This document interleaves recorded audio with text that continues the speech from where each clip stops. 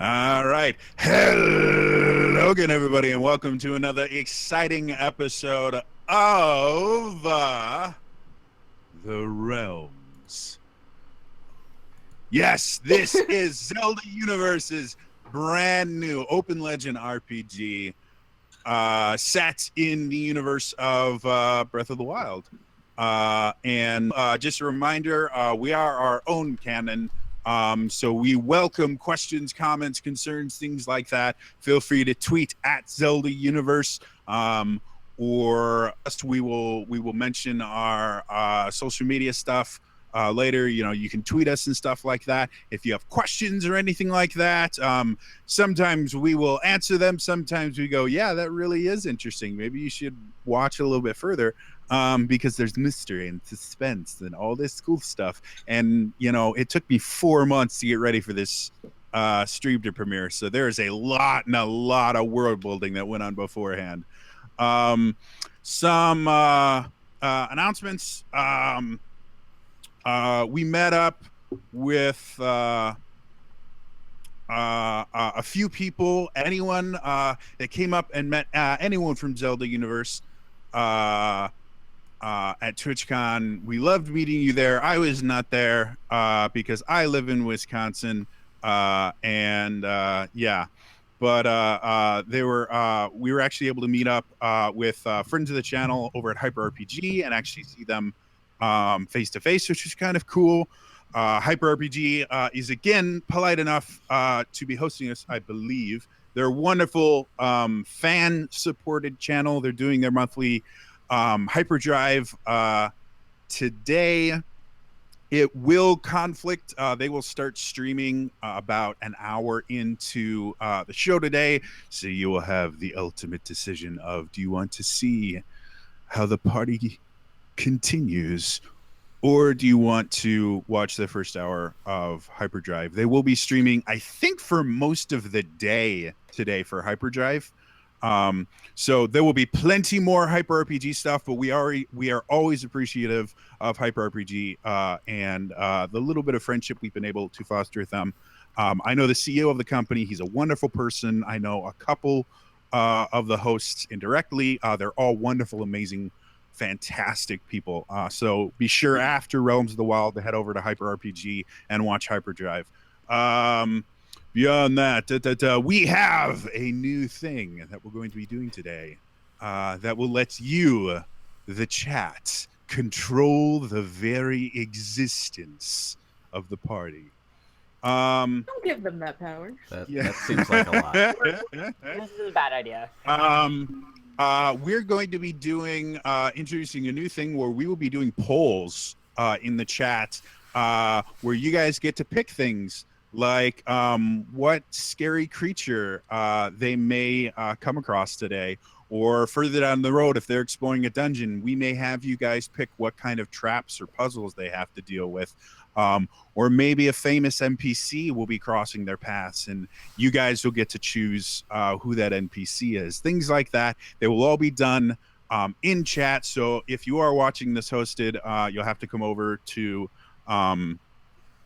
twitch.tv/Zelda Universe TV and actually participate in the chat there.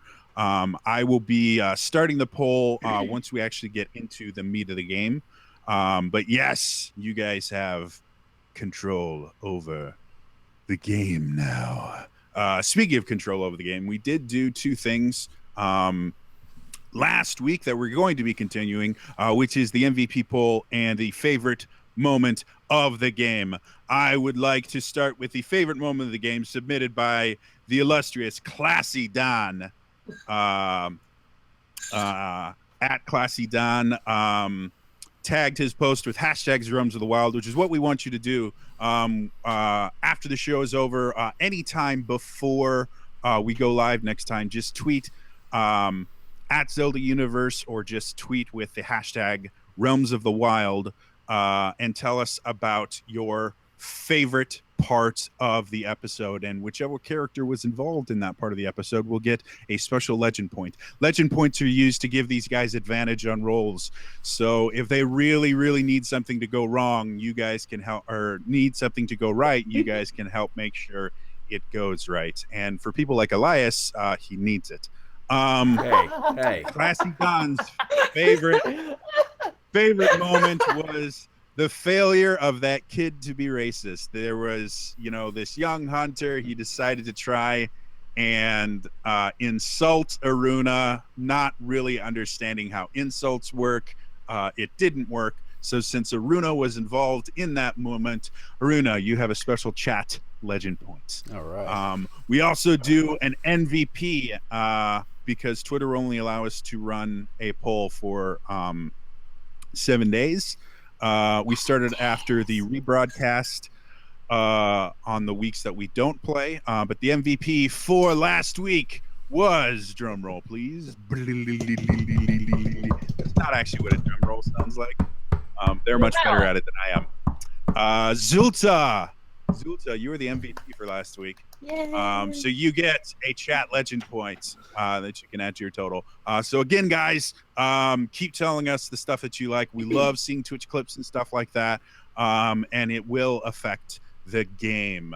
As far as other announcements, Zelda Universe did a PAX Australia panel. I believe by now it was yesterday. Last night. Right? Yeah. It was at 3 in the early morning. this morning, yeah. Yeah. So, if you're in Australia and you're watching us right now, I don't know why, because I think it's the middle of the night there. Depending on which part of Australia, there are 4 time zones in Australia, and one of them is a half an hour time zone. Yep. Like, it is the only time zone in the world that is split by half an hour. Like, leave it to the Aussies, who are amazing and wonderful people. But anyway, Nice save. I really do. Australia is one of my favorite countries and continents and islands. They're wonderful people. And the few people from Australia I've had the pleasure of meeting have all been just wonderful, amazing people. So anyway, there was a panel at PAX Australia. The Cody Zone, which is normally what happens after this, very late after this, towards, what is it, normally at like 11 p.m. Eastern? 11 p.m. Eastern, usually. Yeah. Cody Zone will not be happening this week because Cody is in Australia right now. Well, he's at PAX. So that won't he's be always in Australia. Well, he's at PAX. He's always in Australia, apparently, but he's at PAX right now. All right. So with all that stuff done, let's get to the game, guys. How does that sound? Man, This is fun. We're here. Whatever. If you guys hadn't realized, Kiri has come back to grace us with her presence again. Back from being a published author and all of the other amazing things that she does. Hustling it. She gets to join us. I am going to point out right now, every so often you guys may see me adjusting what looks like a blanket for some bizarre reason. My heater doesn't work in my house. No. And I live in Wisconsin, where it is very, very cold right now. And my room has 3 exposed walls. Oh, so I'm glad that you specified it was a blanket. So I am currently, I normally have a tremor in my right hand due to psychological issues. If you see the rest of me shaking, it's because it's really freaking cold. You can and I take may our bundle heat. up It's halfway. been in the hundreds. Take all of California's heat. I mean, there's a fire just a couple miles from my house yesterday. You can have it. Right? Just take I was it. about to say, you guys have like the whole warm hearth thing. I believe is still going on. I mean, I like Wisconsin, hearts. I don't want to live in one. We're having a lovely fall. So anyway, Fun. yes, I just wanted to point that out before you guys are like, what the hell is Jody doing? I wasn't So with all that said, shut up, Elias. Let's get to the game. I do one other thing. I am aware how often I say I am working on that. This is a brand new system, and the meds they have me on for all of these psychological problems I have one of the side effects is memory issues. So yeah, I literally cannot remember what I'm saying halfway through the sentence, which is an interesting experience. But I'm working on it. I've heard the feedback. I'm working on it. I'm a classically trained actor. I'm working on it. That one's for you, YouTube comments. And there's Anyway, let's get into this, guys. So to bring you back into everything, last week, after kind of all coming together and everything, at first you were going to go look at a guardian, and as you guys were talking more, you realized that you really didn't know what was going on. You were not in the safest place in the world, so you decided, one of you decided that they needed a little bit of me time, and Cass, the Shika, ran off into the forest in order to collect her thoughts and everything. And the rest of you guys decided to follow suit, just to try and keep together, because you guys had all just been through something very, very strange. As you were wandering the forest, you came across kind of a pop-up encampment. This happens every so often. Merchants will do it most often. They'll set up shop for a few days near a major trade route or something like that, sell their wares, and then pack up, because really, outside of any of the major cities, nowhere is safe in Hyrule right now. After the Great Calamity and everything like that, it is simply unsafe to be out and about. So you guys saw this kind of pop-up encampment, but it wasn't a merchant encampment. It was just travelers, and it seemed the path and everything like that, and it seemed very weird. And it was also very, very excited. Everyone was running around like crazy, and when you guys got there, you found out that someone had recently died in very unexpected circumstances. There was a bright kind of red and black glow moments before, and one of the members of that group just died instantly like that. The corpse itself looked desiccated almost instantly.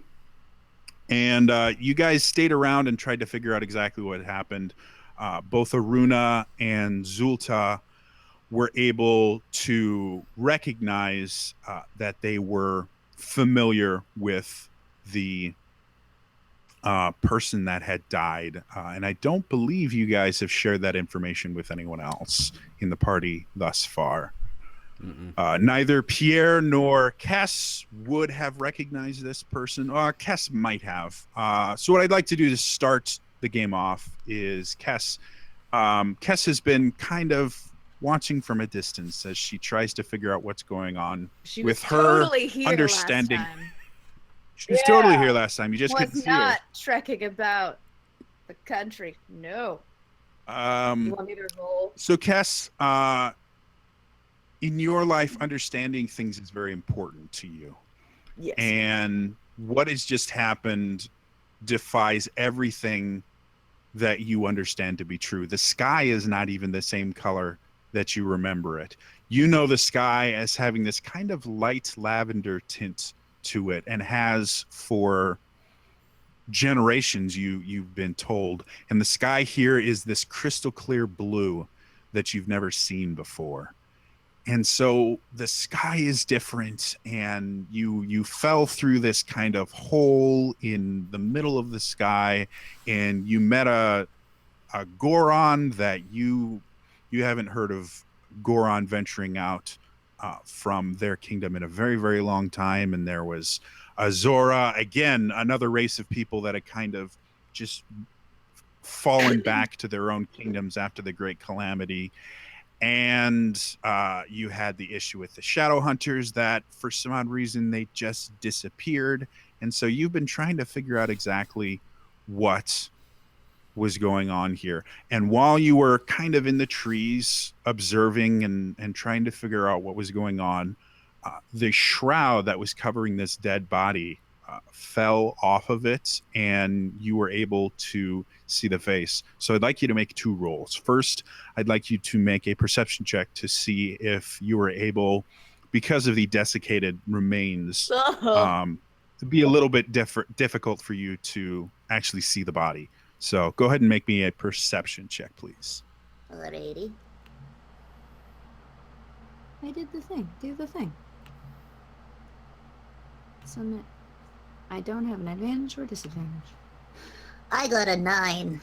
9. Okay. It took you a little bit, and you did notice it, but you notice it very, very quickly, and then they cover the body up relatively quickly. I would like you to roll a learning check to see if you recognize who that was. 14. You do recognize the person, though they look very, very different from they're a corpse. Well, not only that, their clothing is different. The way people are reacting to them is different, but the face is unmistakable. We're just about to jump into that kind of hole in space and to your knowledge, finally get the answers that you know in your life. There's a group of 4 shadow hunters that appeared and tried to capture you. One of them was a knife-wielding, very moving attacker that you were able to run away from, but you got to see him very clearly. Stabby McStabberface is the corpse. Oh, shit! That is there, but wearing the traditional Shadowhunter garb. Shadowhunters in general, they tend to dress in red and black, and it's like that. And another thing, despite the fact that they provide a service, they are not well liked by anybody. They are pariahs in society. They have their own guilds and things like that, so that they do have places. When a Shadowhunter comes to town, people don't like it. It generally means something either already happened or is about to happen. I mean, I'd feel bad for them, except they're not in my shoes. So this guy, though, excuse me, this guy, though, is wearing peasant clothes, woman crying over his body as it's rolled away. This is not, especially since the fight happened so recently, there would have been no time for him to stuff like that. And so it's a little bit weird that this person is adapting to him so profoundly, and that seems weird to you because, again, you've heard of Shadowhunters dying, and the general consensus is, oh well, someone died and that's kind of sad, but Shadowhunters are not considered very nice people in general, and they tend to get a lot of people killed. Yeah. So you have never in your life seen or heard someone cry over the body of a dead Shadowhunter. It's never happened. So that's a little bit weird. So we get back to the rest of the group. The rest of you guys so, I don't know, graciously presented you guys with the opportunity to help. You found out that a group of 4 hunters had actually been hired by this little traveling caravan to travel across the wilds. They were heading across Hyrule Field, if I remember correctly, and we're coming from Zora's domain. And so it's natural for them to hire guards and hunters and things like that to be able to get them food, protect them from bad things like bokoblins and other dangerous things out there. So you guys met up with the hunters of this group, which is a group of 4 of them, one of which tried to insult Aruna and failed. And then the leader of the hunters came forward and mentioned to you guys that they were going to go out and try to find whatever, quote unquote, did this. But he made it very clear that whatever happened, he mentioned specifically, he's never seen anything like this. It happened during the daytime. It didn't happen in the middle of the night or anything like that. It happened just a few hours ago. There was nothing around. He had patrol set out. So this is simply something they're doing to make the caravan feel better. They do not expect to find something find what did this. They do not know what did this. However, the forest is dangerous on a good day, much less a day like today where bad things have been happening. So they kind of tried to warn you off, and Zulta would have none of that. And she volunteered you guys to go. So that is where we're going to start it off for today. You guys are kind of prepping. Yes, Kess. I was just going to say I've rejoined them at this point, correct? You have not yet. Okay. You are still hidden in the trees. You get to kind of choose whether or not you want to join them again. You don't know what's going on because you were far enough away that you couldn't overhear the conversation. You saw this group of 4 people who were obviously hunters, not shadow hunters or anything like that, but just your standard hunters.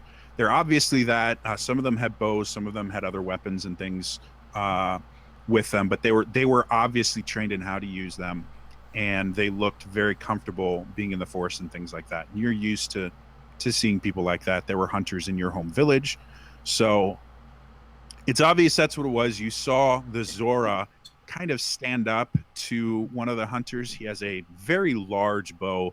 You would assume the bow itself has a very high draw strength because it's very thick, and he is a very, not just like large as in wide. He's very muscular. He's very tall. He dwarfed Zulta herself. So you saw them get into a little bit of a tussle. He looked annoyed and then angry, and then you saw him kind of nod and go back off to his group, and you saw the little group that you have been kind of observing get back together and then kind of spread out and start preparing for what looks like a fight. And that's what you know as of right now. Okay, cool. So what do you guys want to do?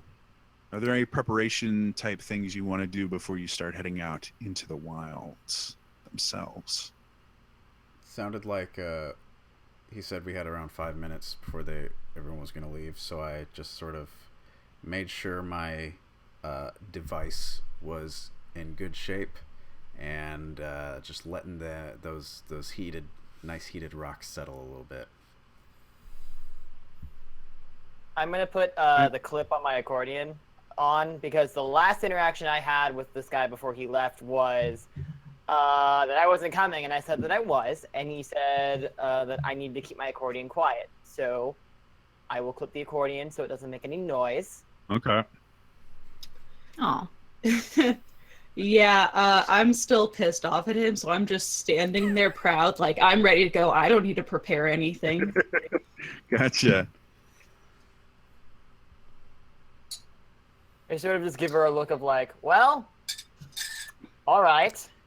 Yeah, you seem very happy with yourself. We're still if we have a conversation, people can still around hear us, right? You guys can get far enough away that you can have your own conversation if you want. Okay. So yeah, if you guys want to have it, not very hard to do. Okay. When I sort of ready my device there, I'll sort of drift away from everyone a little bit and try in like a very obvious Goron fashion to like motion Zolta over in my direction. So subtle. Excuse me, I'm here too. Rude. Zolta is just like, okay. There's a couple of psst in there. At first, Zolta is just standing there like she's just ignoring him. She's like, no, I'm ready to go. And then eventually she's just like, God damn it, fine, and walks over. Zolta.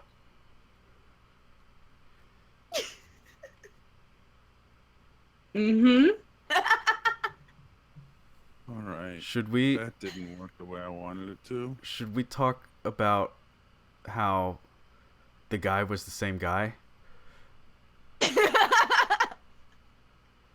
No. Runa is a man of many words. Nope.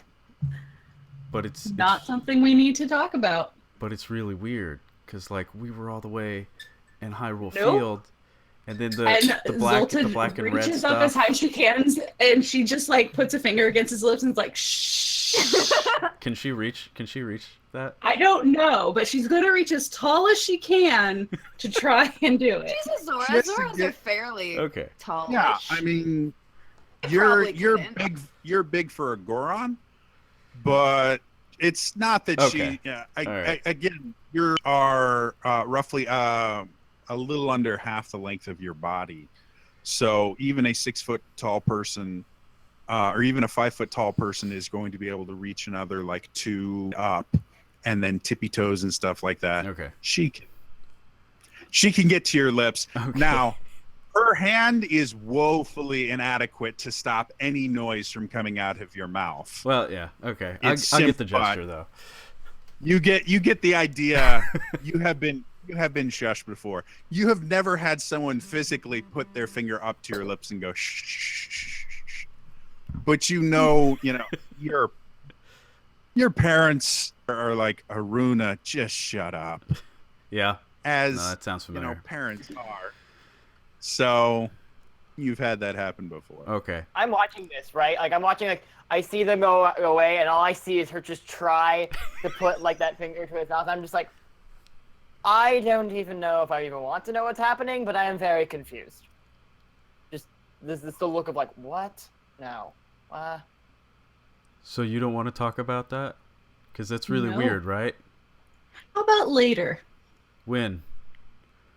After we're far away from these people. Okay. That makes sense. Yeah. Okay. How far away are they right now? I don't know, like 50 or so feet or something. No, however. from me. How far are you guys away from me? I'm asking the GM. Sorry. Oh, the I'm like, I'm what are you hiding in talking the about? trees, I'm not so paying I'm trying attention to to figure this. out. I'm Like, playing Jody with just polls. keeps looking, and then, like, I mean, Elias can answer me. That's cool. I mean, clearly we moved away from the They're group and got in closer the, to you, right? Yeah, that's what The I'm mountain assuming. itself is nestled among the trees, and you are in the branches of the trees. You are horizontally, you could probably be as close as 30 feet away from them. Vertically, the wolf has relatively tall trees with kind of heavy foliage in them, so you are at least 20 to 30 feet up of sight of the people below you. And you have kind of used this, it's sometimes referred to as the hunter's highway, where you kind of jump from tree to tree and stuff like that to avoid having to go across the ground. It's sometimes referred to as that because hunters are really the only ones that are familiar enough with the forest to know where they can and can't go, what branches can and can't support them, because normally you would be jumping from branch to branch. You have a slight advantage Hookshot in like you. your ability to use the hunter's highway. But yes, so you're in the trees. All right, can I get? So I would like I to will get let you closer to choose them. exactly how close. Okay. I'd like to get fairly close to my former companions. All right. I'd like you to make me a stealth check, which is normally done with agility, but again, because of how your character is, you are going to logically, the best way for me to get close to them without making any noise. So make me a logic roll. Everything's a puzzle. Everything's a puzzle. 9. I am doing bad today. So Get it all out of the way now. Aruna, I have such a good modifier to that. And a 9 is really upsetting. so Zuto and Aruna, as you guys are sitting there, you hear this and you see leaves falling from above you. Oh man. And apparently a giggle. So yeah, you Pierre hear is now this thinking, how are sound. you not trackable? You hear this sound. You see these leaves falling from above you, and you see movement in the foliage above you. I take a bomb out of my bag and Come on, man! assume a ready position. Can I tell that it is Kess? make me a perception check. She would have heard that noise probably more than anybody else. Am I close Other- enough to this, or am I just still seeing things? Yeah, actually, you've heard. Well, I guess everyone here has heard the sound of the hookshot, which is a very unique sound. You know, this. I'm like Oh, the so we hear a doctor of the hookshot. Zelda realm. It's my TARDIS Oh noise. my god. Oh my. So I got a 4. So I assume I'm completely good with Aruna throwing a bomb at whatever this crazy thing is in the trees. So, just like Aruna, you see movement above you. You can't really tell what it is. You know the rough direction. Cass, you can see taking a bomb out of his bag and looking in your damn it. direction. He's not making direct eye contact with you, but you know you are seen him hurl bombs before. He's got a hell of an arm. Yeah. You are well within his range. I And you would also like- know what happens when Um, explosive things hit foliage. Yeah, that was not And fun. I'm going to prepare my lightning. Oh god. You watch as Zulta starts sitting there, and you see bits of electricity start to bounce between her fingertips and that, and she's looking in your direction as well. Can I check to see So- what color the electricity is? I will allow Zulta This is to answer how I that. Is this die. just standard? Is this just standard Zora electricity? Yeah, this is my lightning ball of death, so it is just energy, So regular electricity. just kind of that blue-white Yeah, okay. color of lightning. Gotcha. So as you guys are doing this, Elias, why don't you go ahead and roll me a perception check to see if you can see anything beyond movement above you. Perception, Yeah, the fun thing about this is these are quote contested rolls, Hey. and the rule in Open Legend is everything moves the story forward, no matter whether it's a success, a failure, anything like that. Everything is moving the story forward, and I'm trying to hold on to that, but my D&D roots may sneak in. So I'm having you guys do this for very specific reasons, I promise. It is moving the story forward. 26 for perception. Okay, so one person's rolling well. So you see in the midst of like the shaking branches and stuff like that, you see a shock of white hair. Please remember me, god damn it. And as you're sitting there looking around, you see peering through directly at you through one of the gaps in the foliage, a single red eye at you. I've only ever seen red eyes once before, right? You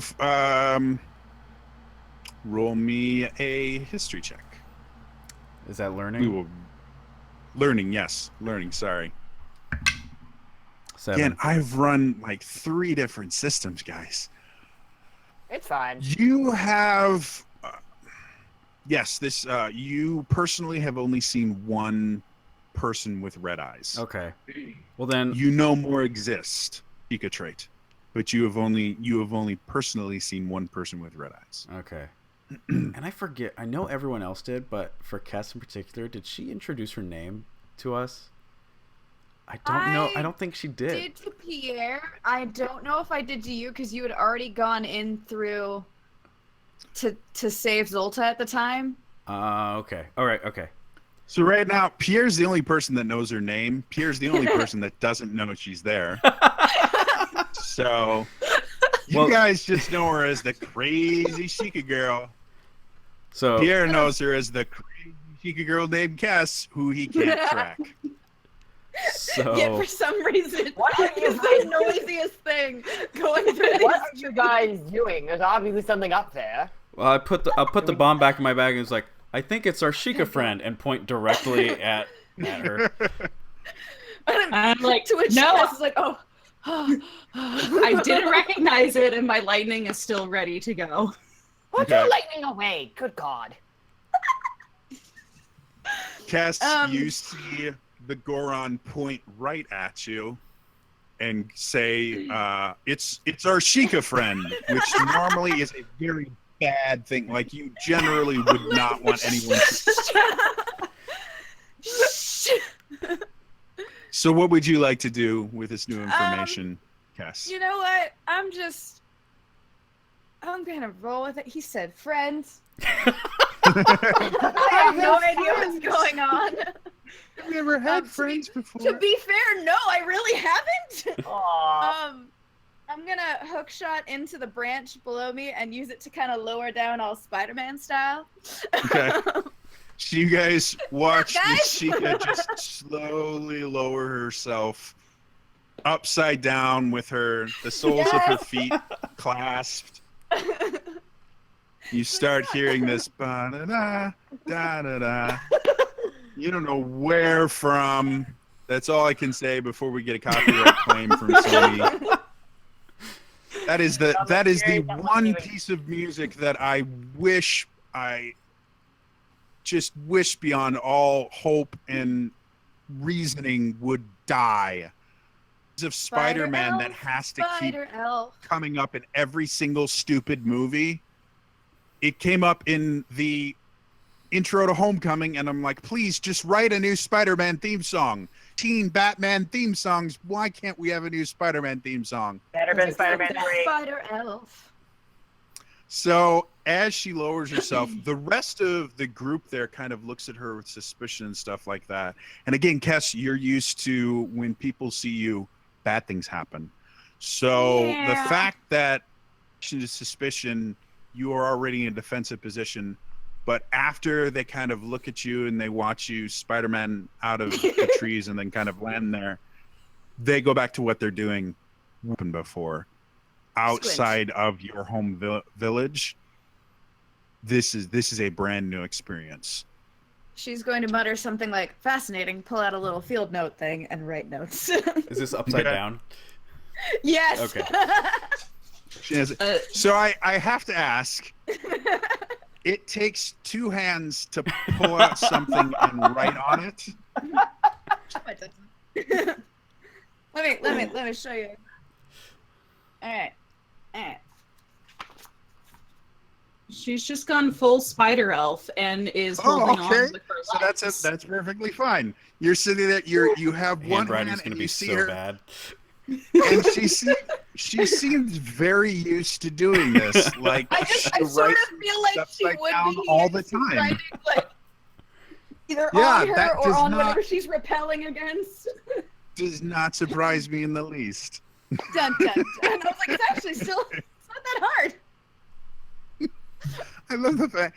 See, guys, not only is Realms of the Wild an enjoyable show, but you learn things as well.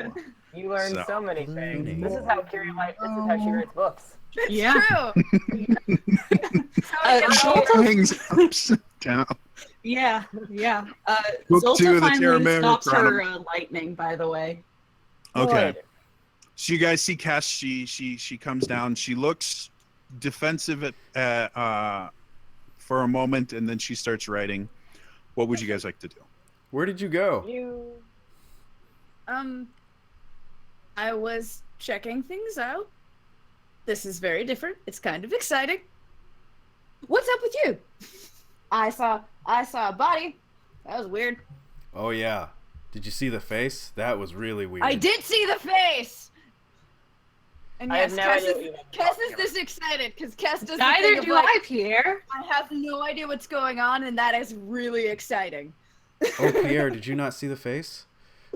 No, Oh, it's the I same. was eating. It's the Runa. same- Oh, but he wouldn't have. He Zolta wouldn't have does seen, it again. He wouldn't have seen the guy in the first place because he never went No. through the rift. I don't believe.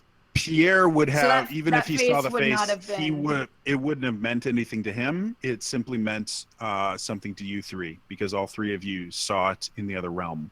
So Yep.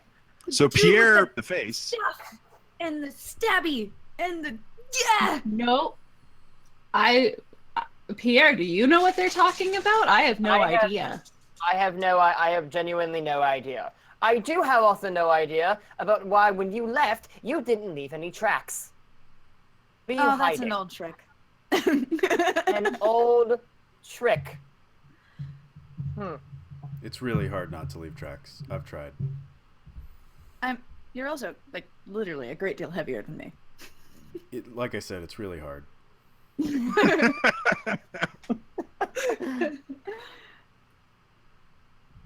Well, you have come at an interesting time.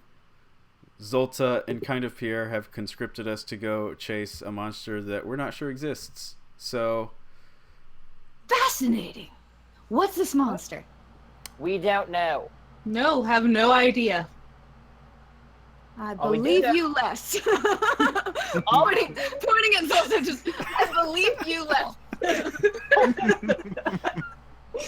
Ow. As you guys are doing this, the large elderly hunter, and now that you're closer, Kess, you can see this hunter. He has a beard that's trimmed back as to not get in the way of anything. You can see specks of gray in the beard, little bits of gray in his hair, which is another kind of unique thing in this day and age, because that means he was alive before the Great Calamity, and a lot of people died before the Great Calamity. So there are not a ton of people put themselves in danger that survived the calamity. Like, they were the people that died first. So this immediately gives a little bit of weight to him, because obviously he has learned how to protect himself and survive in a kind of post-apocalyptic version of Hyrule.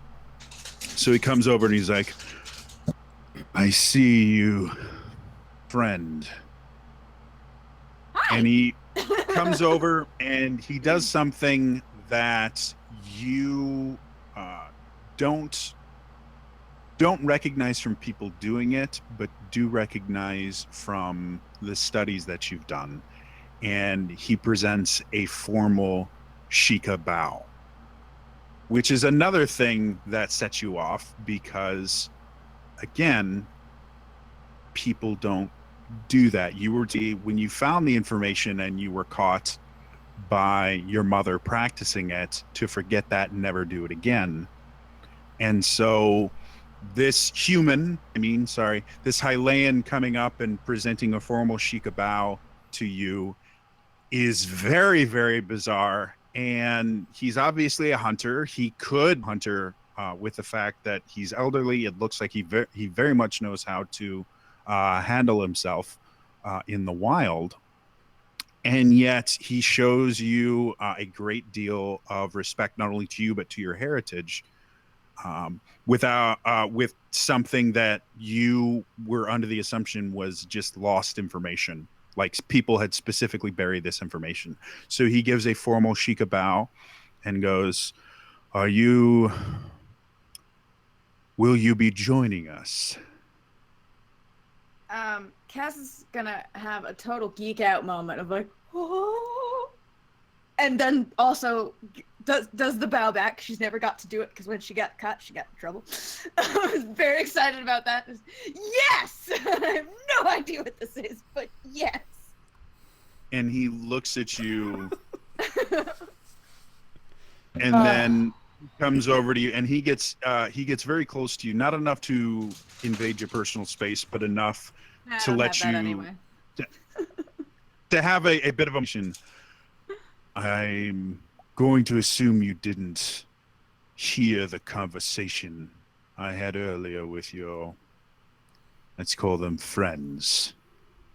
Yeah. We're going into the wilds to hunt we know does not exist. There is not a creature I know of that could have done what happened to that man. Zolta is just looking away right now. But I'm hired to protect this caravan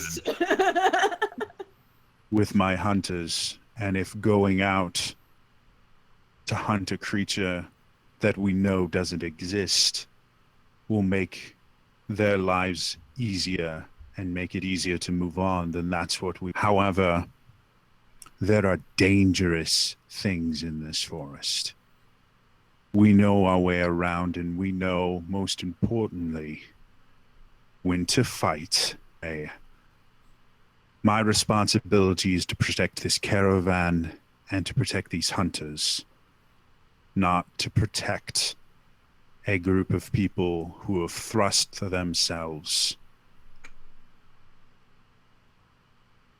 This is not a good idea, as I have told your friends before, and he very pointedly looks at Zulta. You would be to stay with the caravan. We should be gone for less than a day. There is food here. They seem a bunch. If you come with us, know that you will face danger. And you will be expected to defend yourself. I will not be able to protect you, little one. So Kess was fine with all of that until the last bit. And when he said that, it seemed like you could tell there was a bit of an affection to what he said. Fair. But obviously, yeah, you know that he didn't mean it 100% in a derogatory term. However, you're still allowed. It's still that sort of like affectionate head pat. Yep. Sort of feeling. Very, very much. It's kind of like, listen, kid. I can take care of myself. Just literally like just. I'm good. Fine. We're moving out. Damien, and you see one of the members of the kind of group come forward. We're going out to find whatever. We should be back within the day. Make sure if you hear anything, go into the trees and hide. I'm taking my best hunters with me. I will leave 2 behind. But if a group of bokoblins appears, a Linnell, anything like that, they will not be able to protect you all. Remember, and he brings him closer. Remember, items can be replaced, people cannot. Remember. Who you Yes, are. I understand. You don't have to say this every time you go out there. You hired me to protect this caravan. Sometimes I have to do that protect it from itself. Yes, I know. All right, I'll make sure everything is all right. I know the answers that you FBI's. We can just make it back quicker. With everything that's happened here, I don't really want to stay camped here for much longer, right? As soon as you get back, we're leaving. Oops. Right? I would agree with that. You 4, and he turns back to you guys. Let's go. And he walks off. Give a glance to Zolta, make sure she doesn't look like she's changing her mind, and then Nope. Keep Strong resolve. walking behind him. All right. All right, let's go. So Pierre follows Kess. You see them start walking off. What? You see the group start walking off. I'm assuming you join them. Yes. I'm going to keep a very close eye on Zolta because she is a shitty liar.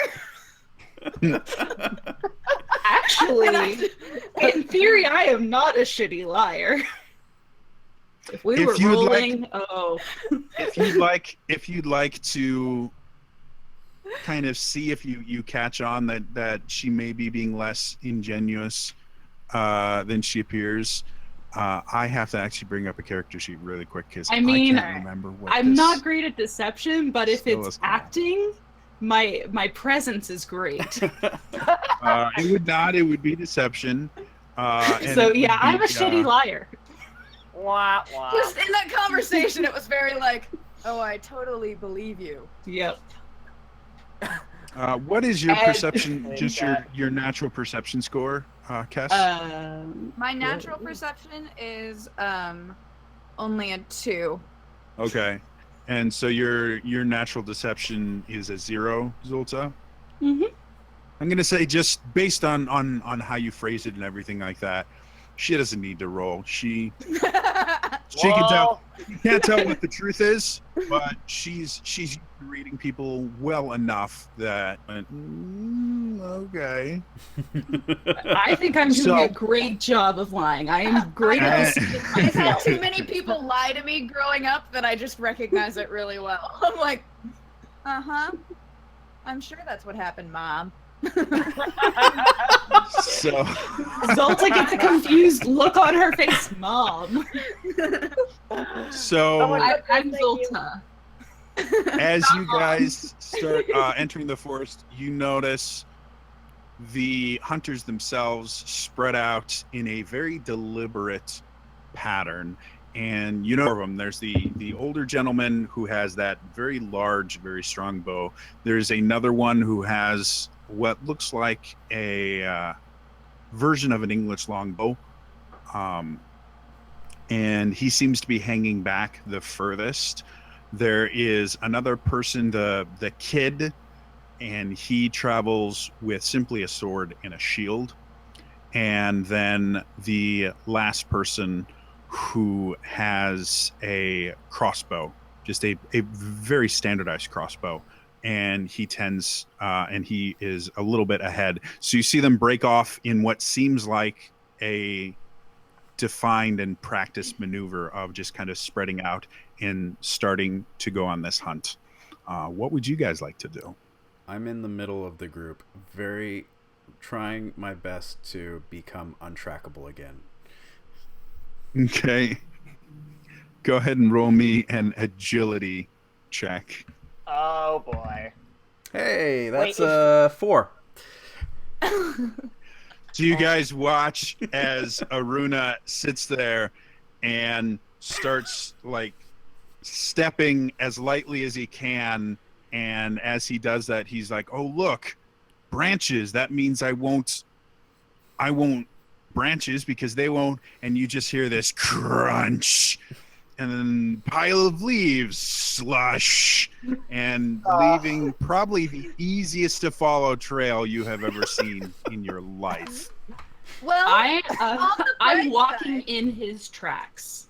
Okay. So I'm not making my own. I'm just stepping in his footprints. So you guys are watching Zulta as like kind of like as a kid following their parent, just jumping from track to track. On the bright side, we'll know exactly how to get back to the camp. I mean, that's one way of looking at it. You see the head of the hunters turn back to you and, Agent, why did you do this? Why? You get the idea that he's just talking to himself at this point, and then keeps going. First sight of madness, you know.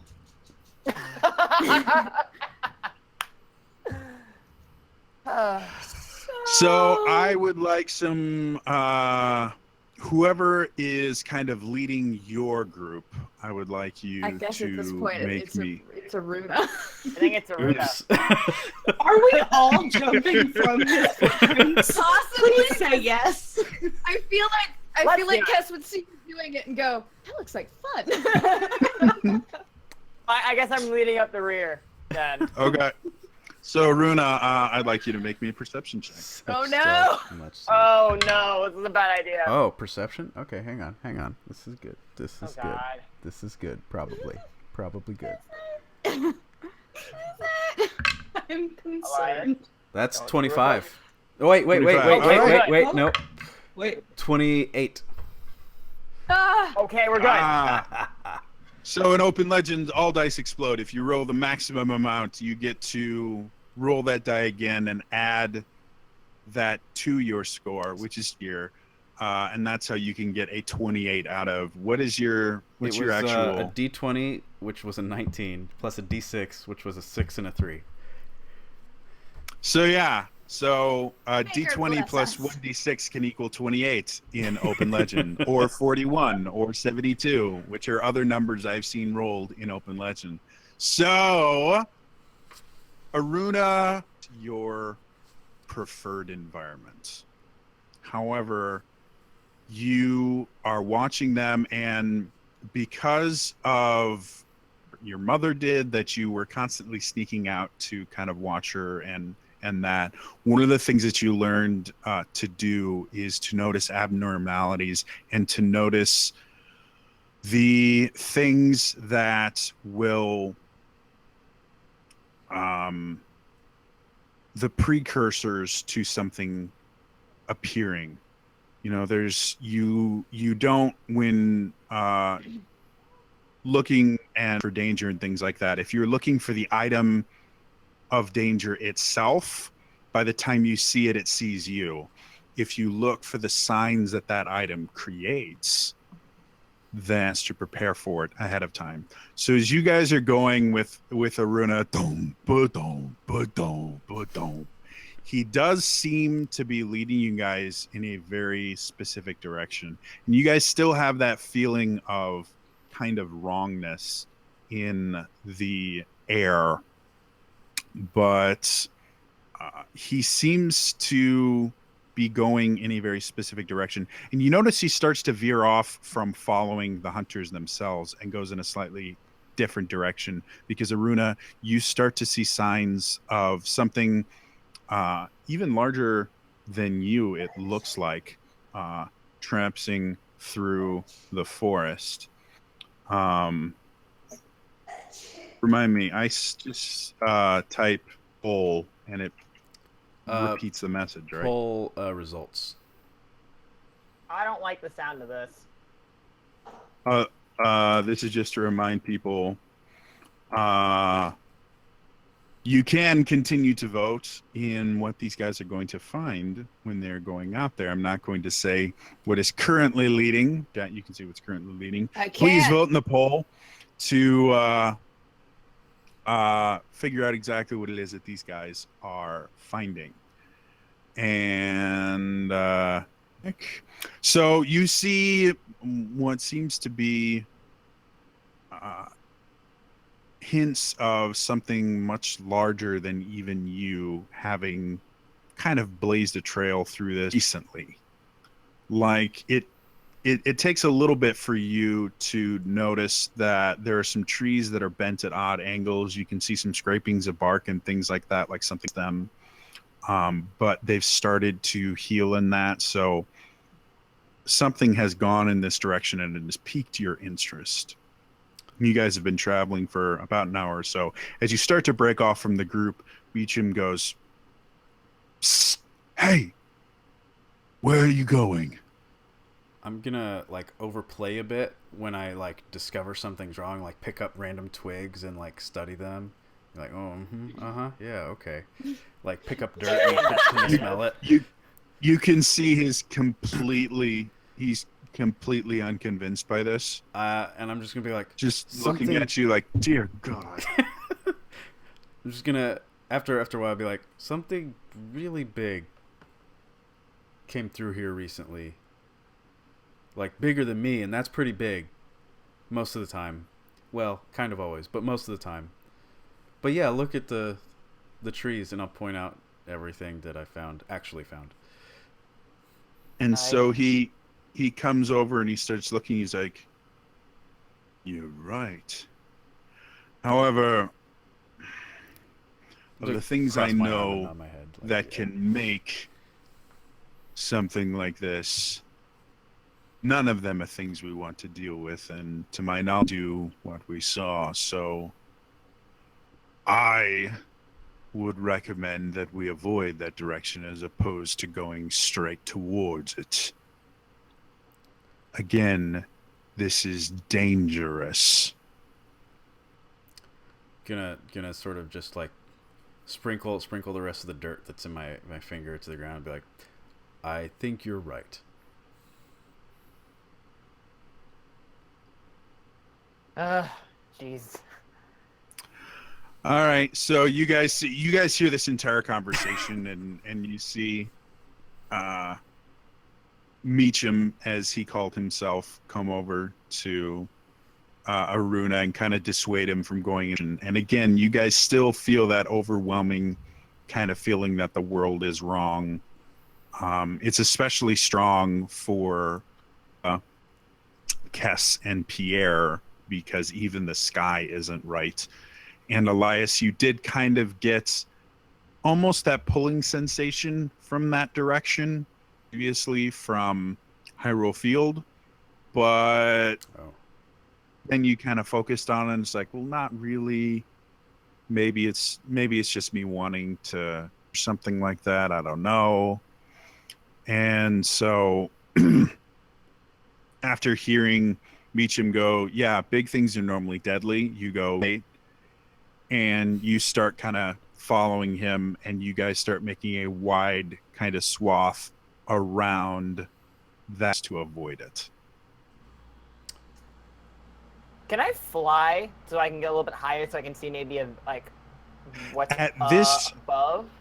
At or this is it too, particular like, point, the foliage is very, very thick. So right. to get above it, you would need to climb first. Foliage is not something that's possible. Right. You can do that if you would like, but it will require a strength check. You know what? Why not? A might check. Sorry, a might check. You know what? Why not? Using, again, 7 different systems here. Yeah, I'm gonna try to do that and see if I can get anywhere for it. So I got an 11. So all right, so cool. As this is especially noticed by Kess, since you've used the again the Hunter's Highway before, that Pierre, now with his accordion kind of strapped to his back in a really interesting harness, to be perfectly honest, you're rather impressed with it, because not only does it kind of hold his accordion that it doesn't make any noise while it's on his back, it's in a way that he can instantly get to it and grab it and bring it around again very simply, just by looking at it and your understanding of just machinery in general. You're very impressed with kind of the usefulness of it. But you watched, kind of clawed, feathered hands, trying to climb up the tree and not doing very well. It's very slow going to find branches, and the ones that he grabs onto are just not quite strong enough to support him. And so as he slowly makes his way up the tree, it's start taking 10, just walk 15, over and kind of 20 push. minutes. You see Meacham need help. Guys realize Meacham and the hunting party is nowhere to be seen.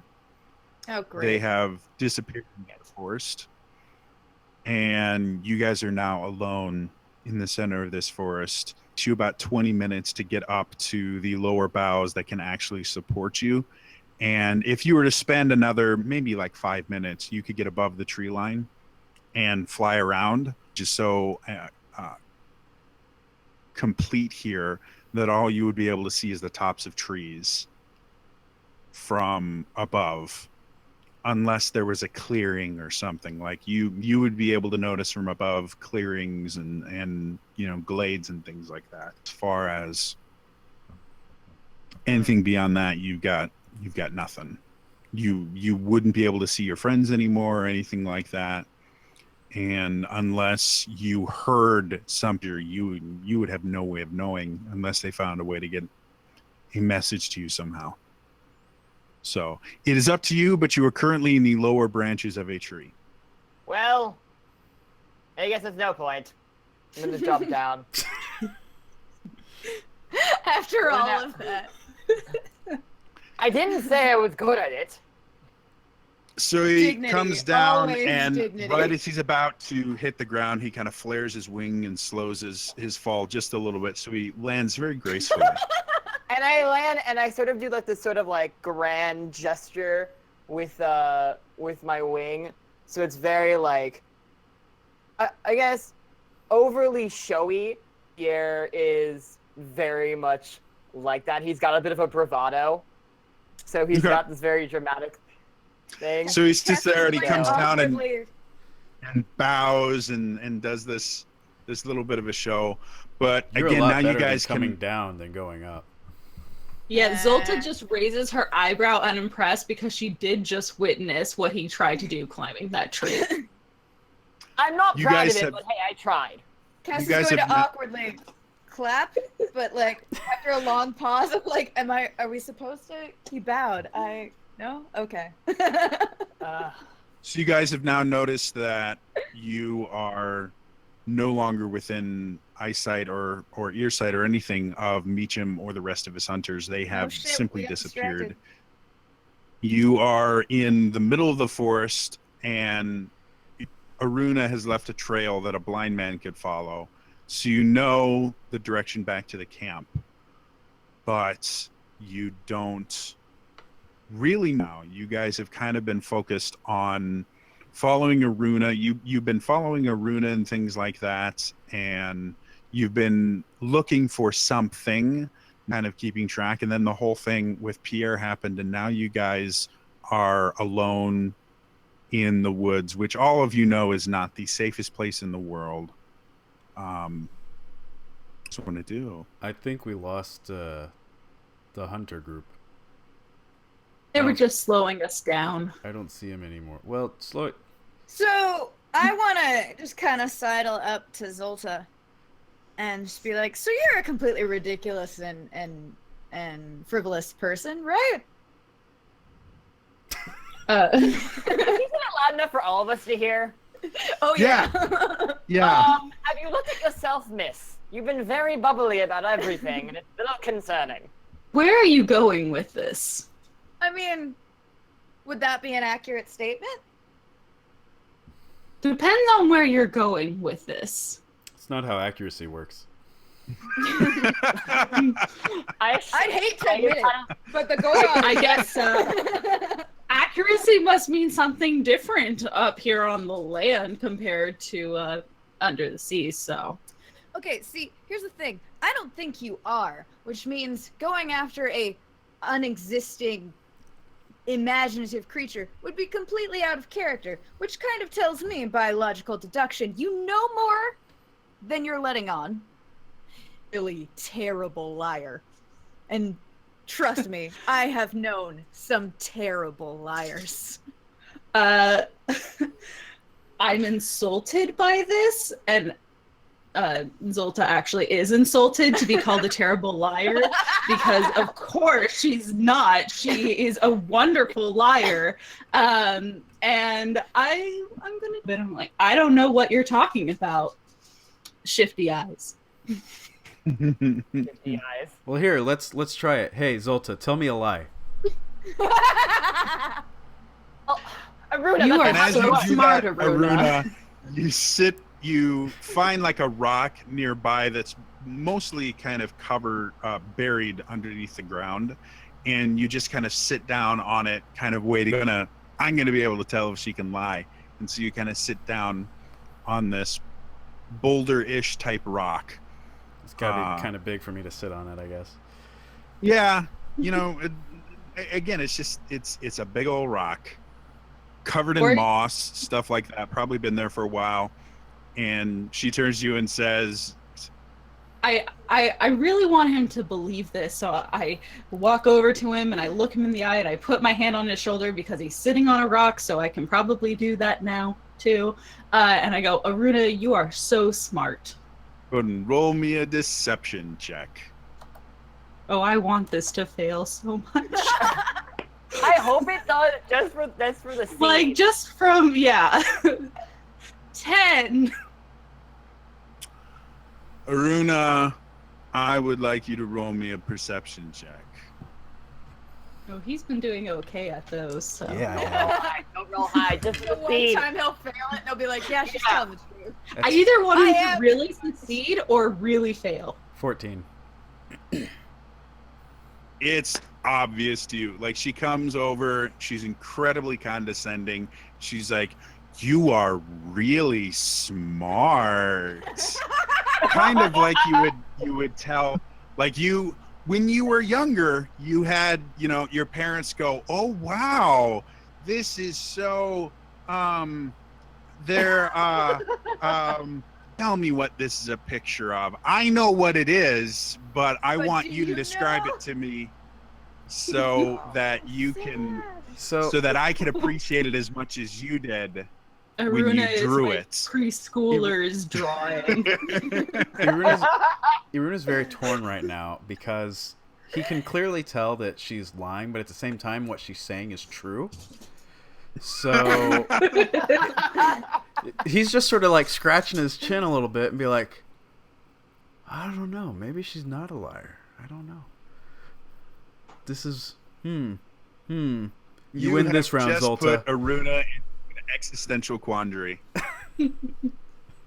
You are now starting to consider the universe in completely different ways. She has opened your mind to the idea that you can be both lying and telling the truth at the same time. And so I turn to Cass and I go, see? All right, What am I all right. watching? We'll play your game here since you have no idea what I'm talking about. Since I they're don't have any slowing idea. us down, where should we go? Oh, person who has no idea what we're talking about, but insists the other hunting party was slowing us down, which is totally sensical. It is actually. I think that Aruna was doing a great job finding a path for us, and I think we should continue to follow Aruna. He seems to be able to tell where we need to go. Hey, And Pierre, as you you like say living? that, Let's go Aruna- back. Definitely seems like a lie to me. You feel the ground underneath you shift momentarily, which is, again, from your time. It's Elden Mountain. Correct me if Elden I'm wrong. Canyon, yeah. Elden Canyon. You have had that happen before. Rock slides are not uncommon. You've never had that happen in a forest, and you feel the rock underneath you shift, and you instantly get because you've experienced this one time before when let me see if I can remember this correctly. Your sister was ill, and you didn't quite realize what it was you had climbed on top of.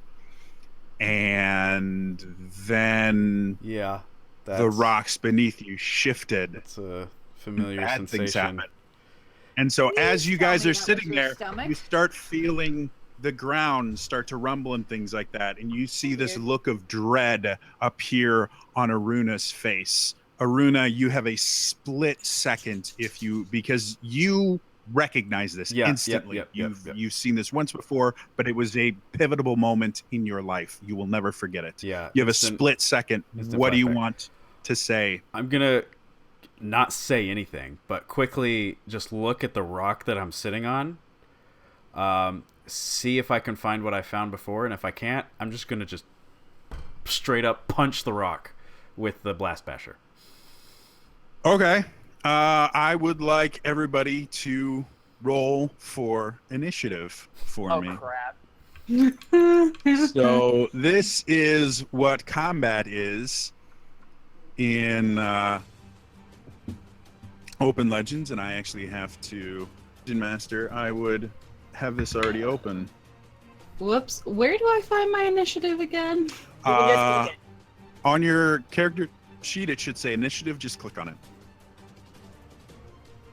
22. 14. Okay. I will ask you for your initiative in just a second. I have to have a place to Okay. record it real quick. What? What? There it is. I love our dynamic of just like, Cass is the super bubbly one out of this entire group. All right, I think Aruna, it's what you gonna got? go I rolled a 9. I'm just really excited. There's a bunch of stuff to learn here, you guys. So you're still doing well. And no one has tried to kill me on Zulta, this what do you got? world. I also got a 9. Okay. Hey. Kess, what'd you get? 22. All right, Pierre. 14. All right, and then I need to bring up Zolta, this we're like thing. twinsies from Does another anyone feel realmsies. like they need to be doing like some sort of idle action as we're like Yeah, it's I think- it's the Mortal Kombat thing. I think it makes sense that Aruna and I got the exact same number since we're basically right next to each other. Yeah, Right, and I so think I'm as you guys so. are sitting there, you hear you feel the ground start rumbling and moving around, and you see, I'll go ahead and let you make an attack really quick. Okay. This is okay. Yes, Aruna, that's you. Yeah, so go ahead and just make a might base attack, or yeah. whatever you have loaded into the blast basher. Mhm. Go ahead and. Were you just punching or were you using the blast basher? Punching with the blast basher, yeah. Okay, yeah. Then whatever bomb Yeah. you had loaded into the blast basher, go ahead and do that. Okay. Ooh. 17. Is not quite enough. So in Open Legend, combat looks a little bit differently. You have, and this is against guard, I'm assuming. It is against guard. Okay. So in Open Legends, things work slightly differently. You can, instead of just like hitting or missing, again, every roll counts. So I'm going to give you the choice in combat. If you miss the target score that you're supposed to hit, one of three things can happen. One, and just miss the attack and nothing happens. Two, you can choose one of three options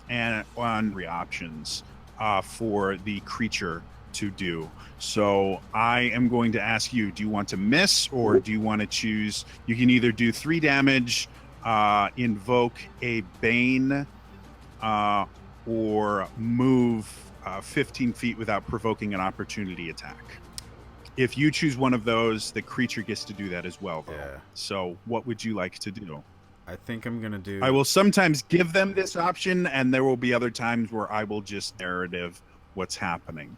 So what do you want to do? Think that I will do 3 damage because it's gonna be pretty difficult to miss punching a rock I'm sitting on, Okay. or was sitting on. Oh boy. As you do that, you guys see the ground itself starts to erupt, and you see this rock slam into the ground, and another one slam into the ground, and this giant collection of rocks and boulders seems to rise out of the earth. And as it's going to choose to invoke a Bane on you, it's going to be this one. Really? I have to hit the right one? Uh-oh. So as that happens, Aruna, you immediately get a flashback to the previous time you had it, and you are gripped in pure terror because before it was only your own life. Now you are risking the lives of all of these new people and possibly even the lives of the entire settlement. Very easy to follow trail back to. You don't know exactly how intuitive this giant collection of rocks that you've come to know as a talus is, but it has a very clear way to get back to people, and it could kill all of your friends. So you are currently under the Fear Bane. Okay. And we are going to start with Kess. Giant rock creature is about 10 feet away from you at this particular point and has just risen out of the earth. You see Aruna standing right next to you, absolutely terrified of what would you like to do? How tall is it? A good 20, at least a good 20 feet tall. Parts of its top are actually breaking stuff like that to where you can see kind of the top of it, but it's through broken branches and things like that. Can I use perception or my logic to find any weak points? Because, or at least like kind of be like, Sure, go ahead and roll me a logic check. because this is a big thing of 19. You kind of get this sound in your head of your own Oh God, voice no! speaking to you, saying, "It's a rock point. It doesn't have any weak points." Oh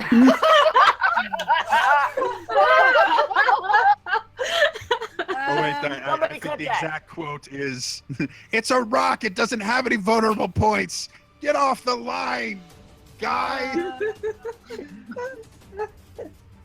Quick, I And need then paper. Suddenly, you hear a British actor going, "Well, you're going to have to figure out what is its motivation." Okay. Oh my god. So that I will let you do as a free action. It's a giant rock creature. You Can I do yell know- out, you never have give up? heard- Never surrender. This is a creature you've read about. It's called a stone talus. But beyond that, you know, it's a rock. It's going to be weak to things that you do know it is not invincible. But if you want to know more than the fact that it's called a stone talus, you would have to roll me a learning. It would that would count as a major action this turn. So you're saying I can't rip a page out of my field notes, throw it at them, and say, "Paper beats rock, buddy." If you would like to, you can. One hit KO. Please just do it and it's one weakness. Who knew? We are covered around by trees, though. Yeah, you're surrounded by trees. Is there? Okay. Ooh, okay. I want to move. Is there a tree, like, say... There's a tree wherever you want it. You're in the Okay, middle of the fantastic. forest. I think Pierre is still somewhat close to me. Uh-huh. I'm gonna be like... Try to get its attention. I'm gonna try to trip it. And I'm gonna like dodge into the freaking the trees beside us because I want to get by a tree near it and essentially use my hook shot as a giant tripwire by like snapping into another tree. Okay, sure. Go ahead and make just a hook shot attack. Okay. To see if you succeed in Would that be a this strike kind or of. I will give you. a grab? Yeah, we'll call it a strike. Sure. I'm gonna give you because that's a unique idea. Why? Thank you. I have those moments sometimes. Yay. 17. That's good enough. So as you quickly start, and this will take both your move and your major action to get to the right spot.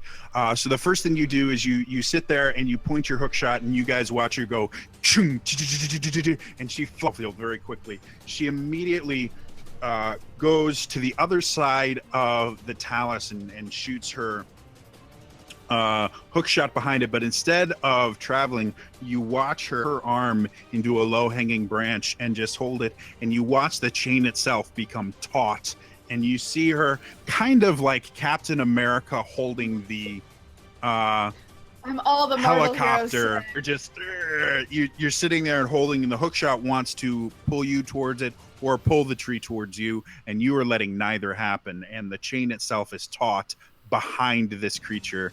You can't really tell where the creature's like. You don't really see any eyes, I don't think. Again, I'm not as familiar with Elias. You'll have to tell me. Did Talos have eyes? No eyes. No eyes. There's no eyes. Cool. So we really don't know if you're it's not behind 100% or sure. front. That's fair. Yeah, your orientation. I just need You're not someone on 100% the sure. other side of the wire to be like, "Yo!" So that happened.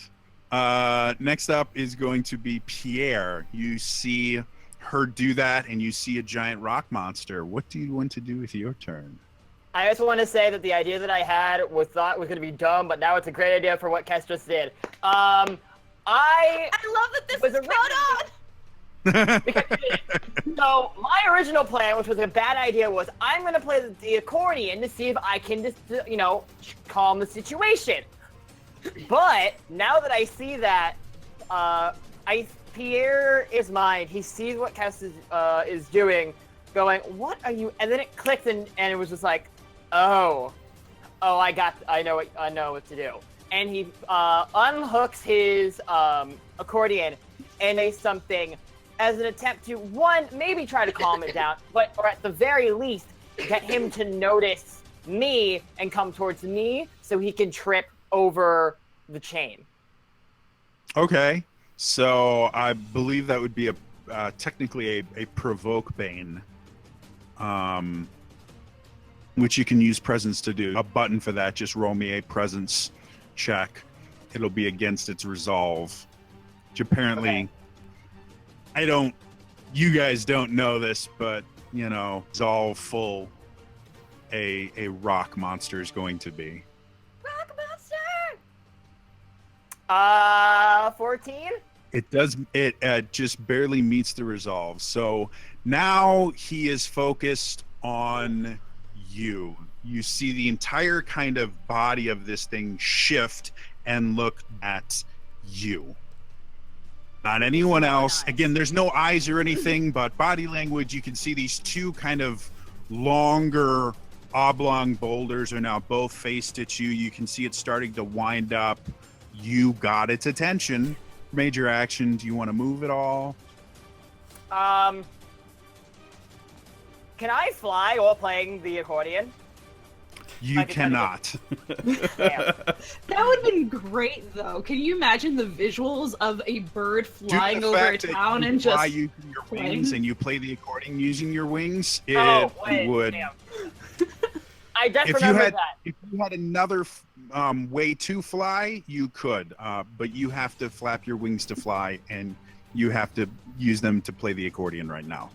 Unfortunately. Damn, I didn't think about that. You know what? I like to be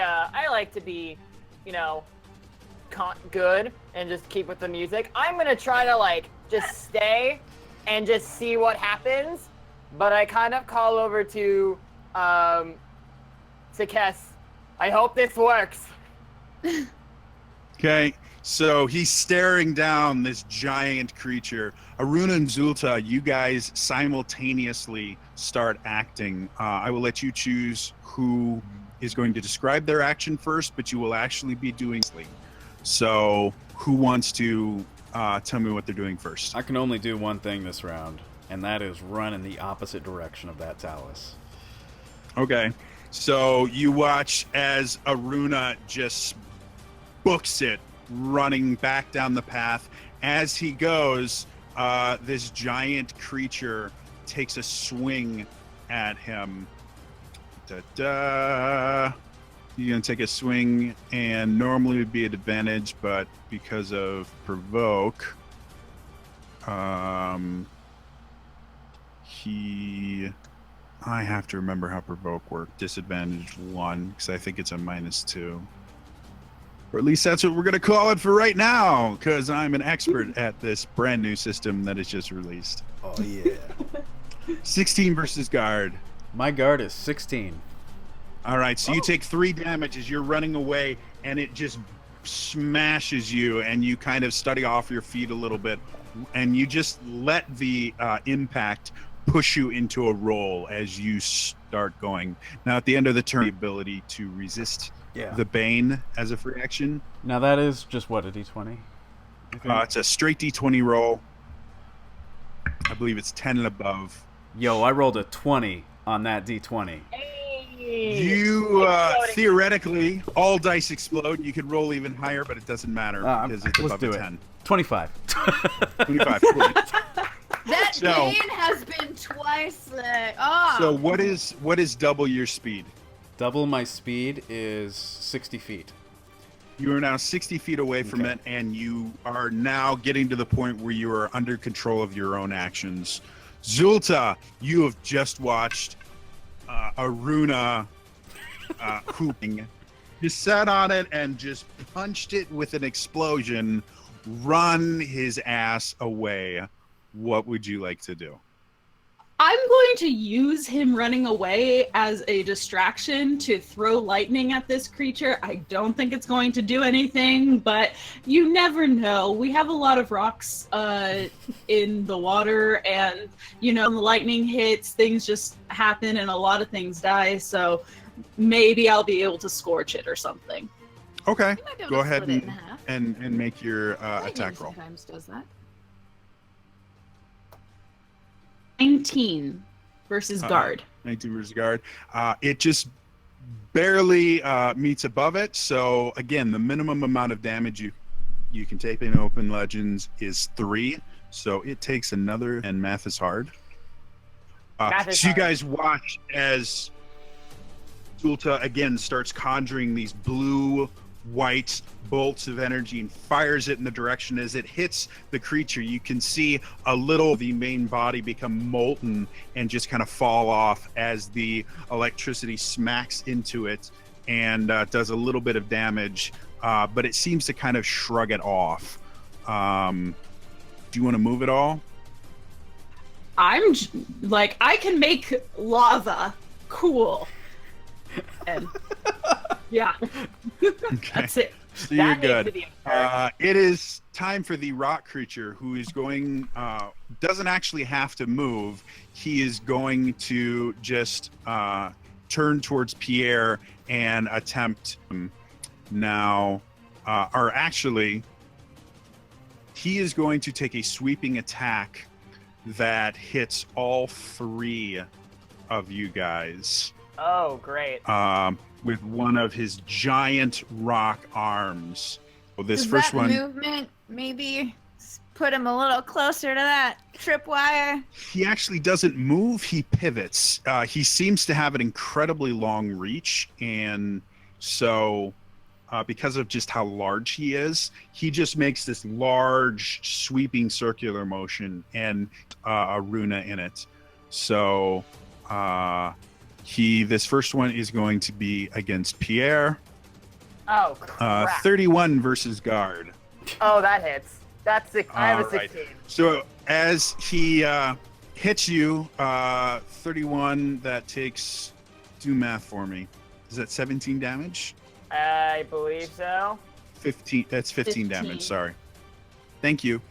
So he comes over, and as he smashes into you, he hits you, and if you roll 10 over in Open Legend, you can invoke. You are stunned by the blow itself stuns you, and you are disoriented a little bit.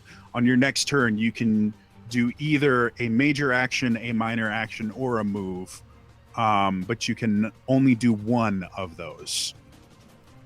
Where is What? where am I getting hit from the side, from the right, like directly straight on? It's a sweeping motion, so it hits you from the side, basically. Okay. Can I check to see if my accordion is still fine? It hits you, not your accordion, so the accordion Okay, is fine. Um, As he swings and keeps going, the next target that he's going to try to hit is going 17 versus guard. I am so happy that wasn't higher. Yes, that hits. All right. What's your guard? 13.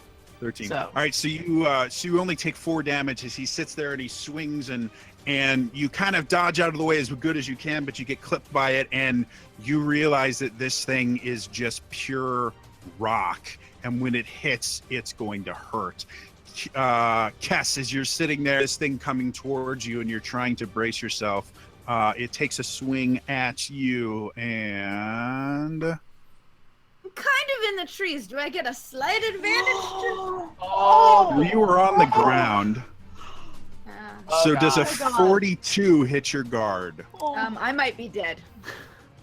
we can't have I'm a a s- TPK in episode 3. I'm a 16 guard.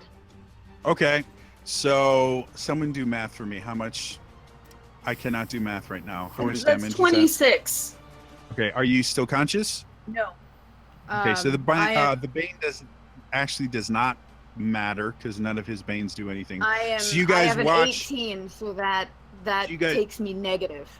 You don't actually have negative hit points. Once you hit 0, you are simply unconscious. All right. And I'm- if you oh, take goodness. damage, it can be what's called a final blow, which means there's a DC you have to roll, and if you fail, your character dies. Damn it! I damage was you really take proud right of now. that idea, and it didn't even get to use it.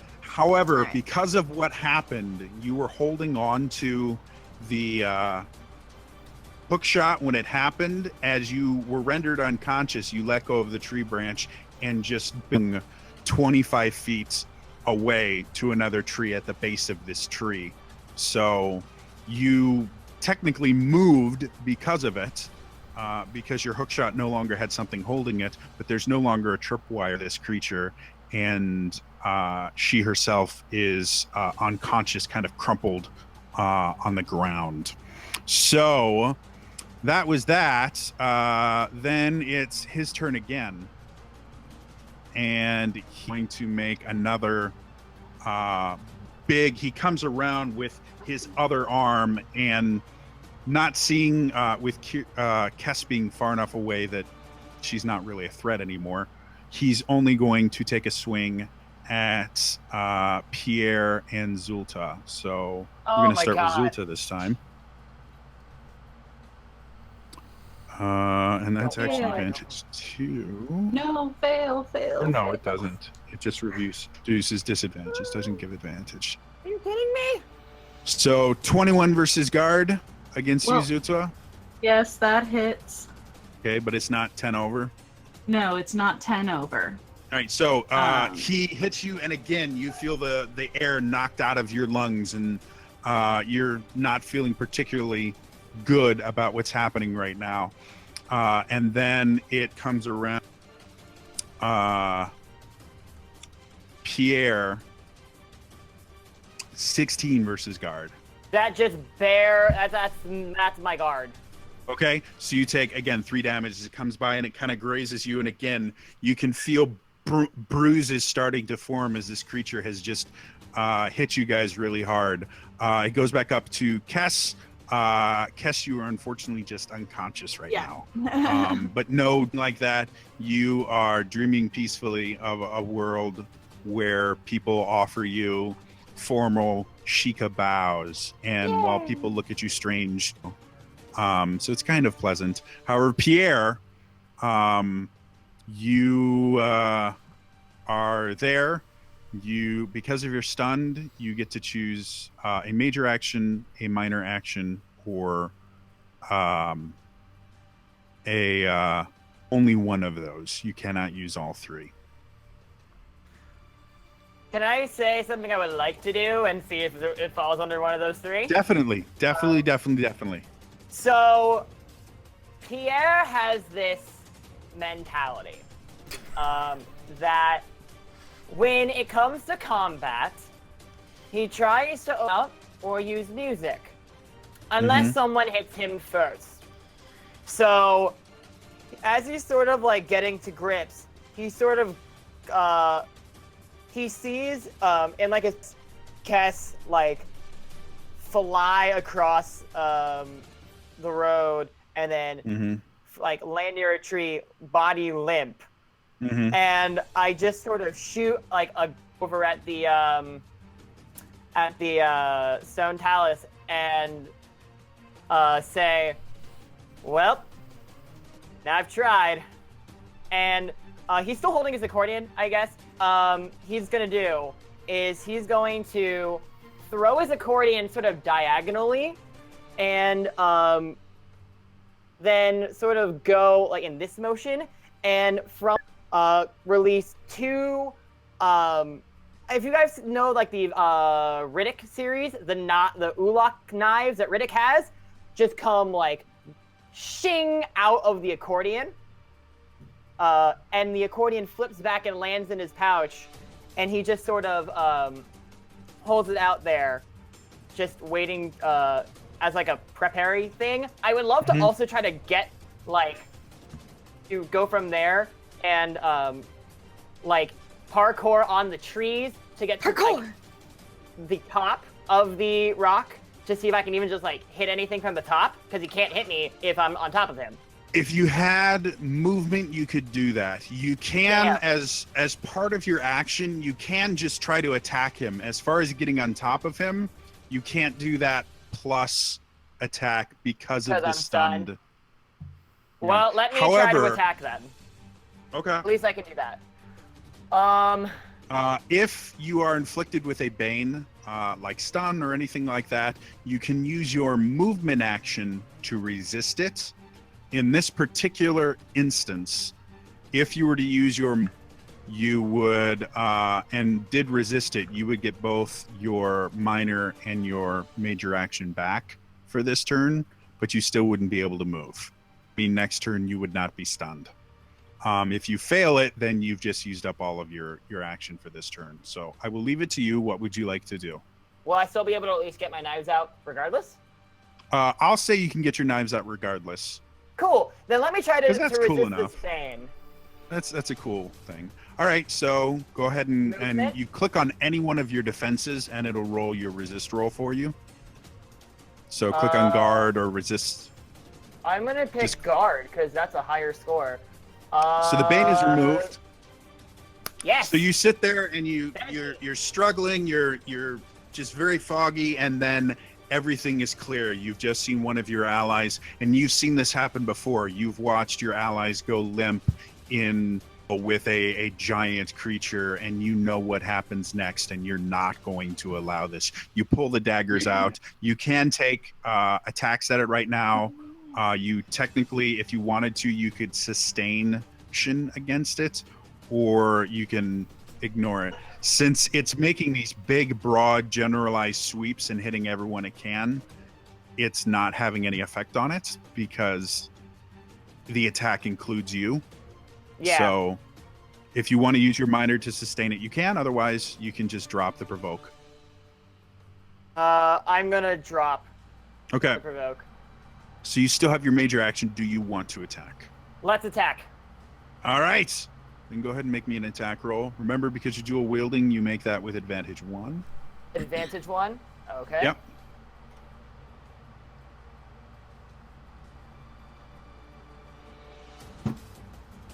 So what'd you get?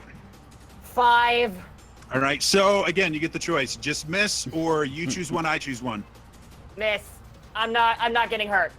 Okay. I'm trying to so you not sit die. there, and as you guys see him pull out these daggers that appear from nowhere, you don't really know how they could have been hidden in there, but they're there. He takes 2 slashes at this creature and cannot do anything to the rock face that is in front of him. The end of your turn. That brings us to Arun and Zulta. Again, you guys are acting simultaneously. Who would like to describe their action first? So if I have 30 feet of movement, is there a tree within 30 feet that I can hide behind? There is. You do know that the creature itself has a very long, so if you run outside of its range, very similar to what happened to Aruna, there's a good chance it's going to try and take a swing at you. Okay. I think that because I'm hurt and I'm feeling horrible as a result, that my gonna kind of release, and I don't even know if rocks can get sick, but I'm gonna try and give it like the Black Death or something, just whatever, and I invoke Sickened against it. Okay, go ahead and roll your Bane. You guys see her start to glow with this kind of black red energy, and she sits there, and kind of very similar to how the lightning formed in her hands, this energy starts to go around the talus itself. Okay, 23. What was it? Well, that definitely beats its toughness. Yes. Rock monsters can get sick, guys. That's what we're learning here. Confirmed. Yeah, basically, right now, that means that it has disadvantage 1 on all of its, I think is what it says. Yep. And then it also has a -1 to its, I think, guard. It's all defenses. Yes. So, So you guys watch as she sits there, and you kind of tap into this idea of life. And while this creature is made up of rock, it is also made up of energy and life and things like that. And so you sit there and you start to, almost as if you're imagining a giant knife that you've kind of pressed into its back and are twisting it. You watch the creature itself kind of writhe and in pain, not taking any damage, but obviously not being happy with this. And then I duck behind a tree to try and just give me any kind of additional cover and protection that I can get. As you try to duck behind a tree, it is going to try to smack you, but now it no longer has advantage. It had advantage. 17 versus guard. Okay, that still hits. But Okay, it's not 10 over. So you take a little bit of damage, but you kind of dive behind a tree, breaking line of sight from this thing, but you can still feel it. You still have this kind of connection to it where you can feel it, and you can feel that you're slowly kind of, since that keeps this creature bound together. Aruna, you are now, 60 feet away? Yes. What do you want to do? Okay, so did I kind of get a sense of the radius of its spinning attack there, since it did it twice, or not?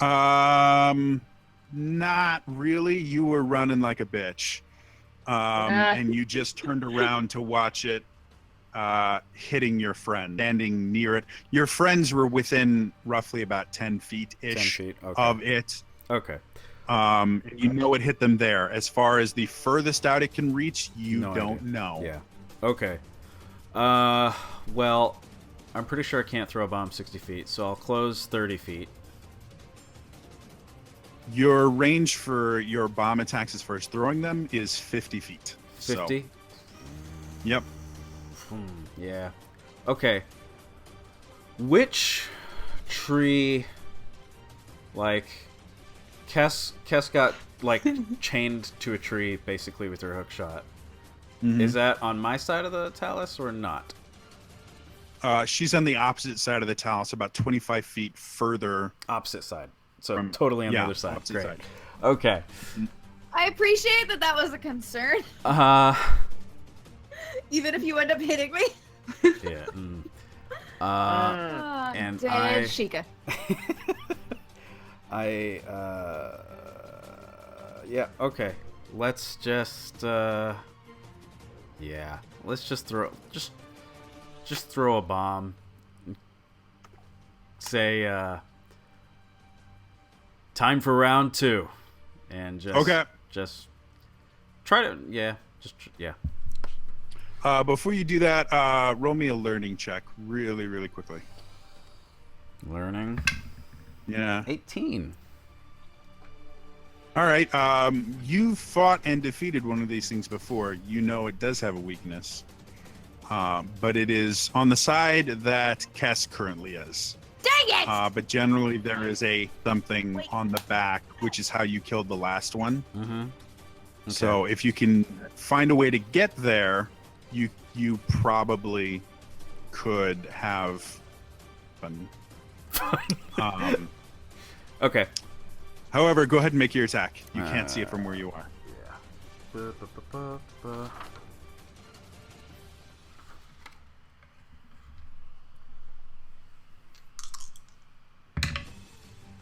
That's not good. 12. Against? Guard. Again, miss or you choose, I choose. Yeah. Do 3 damage. Okay. So as you sit there, you launch the bomb at it, and as it explodes, shards of rock go off, and one of the shards actually flies right back at you and does 3 damage back to you. Okay. Damage. I mean, that's something, isn't it? It is. As that happens, you hear a sound that you're not quite familiar with. Sound you hear, and you see 2 arrows just fly from out of the out of the forest, and these are both going to be made with. Oh, they're straight attacks. That's very good, actually. All right, so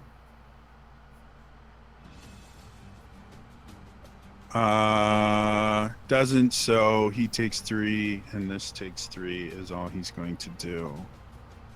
All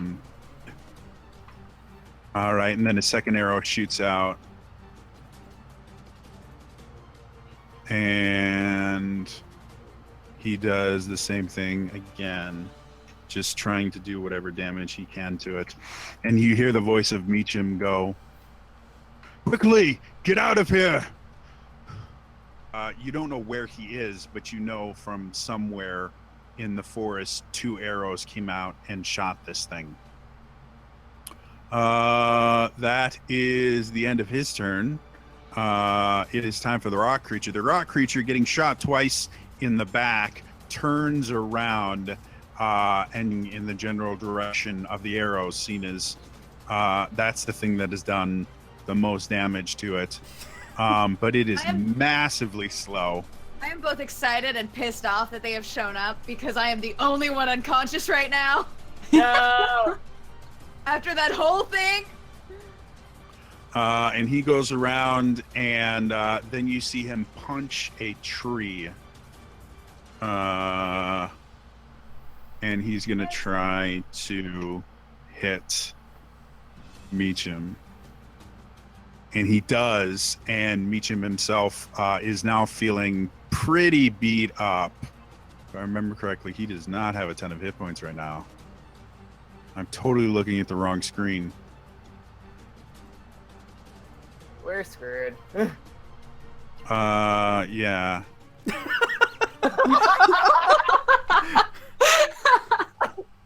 Well, great. With you all. It was Thank He you is, for watching. He is bleeding profusely. You can see like his lip is slit. You can see his armor itself has grown red. He had this leather armor on. You can see blood dripping from it, but he is still upright. The tree he was in has fallen, so he's on the ground now. But he still has his bow ready. He's still ready to take attacks at this creature. Was both of the creature's abilities and everything. At the top of the round, Cass, you feel come up to you.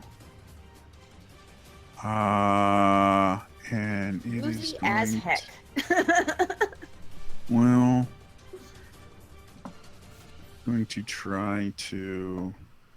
I don't think I have anything. Yeah, so we're just going to. I'm going to randomly modify this. Oh.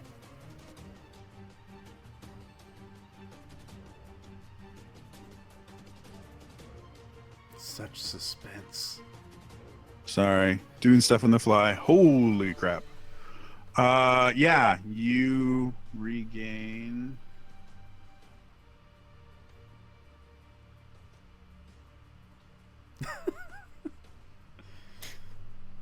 I don't like the laughter. Did you not work? Why did you not work? Oh, because I did the wrong thing. I didn't think I'd have to learn coding as well.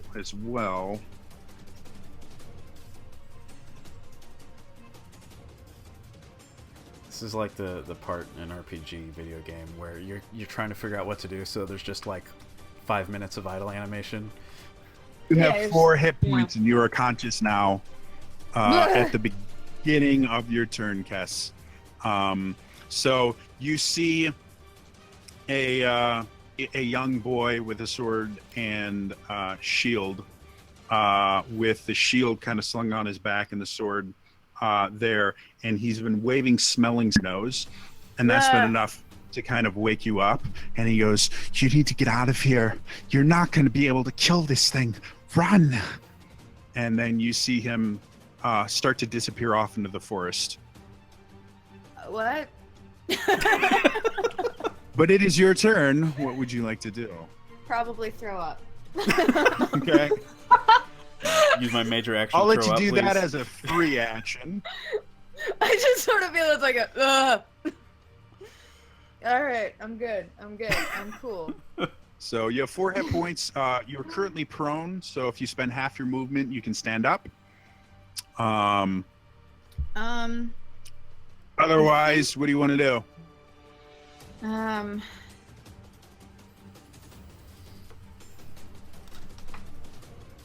From where you are, you go ahead and roll me a perception check, just for shits and giggles. Now that you're up.